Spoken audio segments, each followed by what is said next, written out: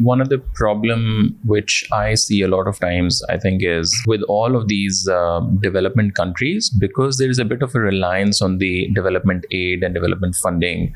So eventually you don't start thinking too much about that, okay, we need to sustain on our own. Okay, like whatever government is there, like, oh, the money will come, we'll figure it out. Development financing is really important because it's catalytic.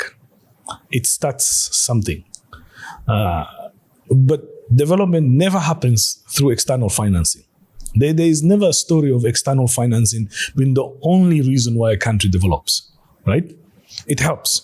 So after the Second World War, the Marshall Plan helped Europe to come back, helped Japan to find its feet.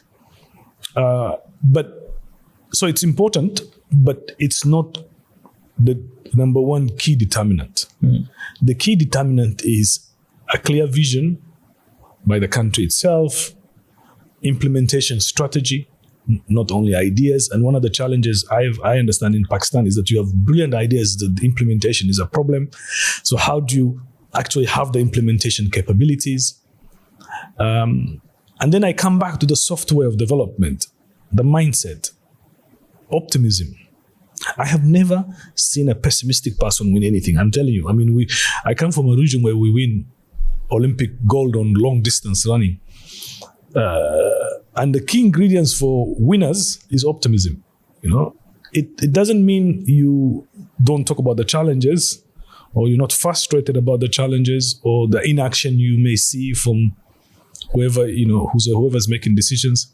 But you can't lose optimism. And I think people who are very optimistic about the future tend to want to do much better. Even apparently, there's studies about psychologists who talk about the mind of an optimist against somebody who always sees barriers, and apparently the optimists live longer because you're a very hopeful person. And I encourage people to be much more optimistic of a future.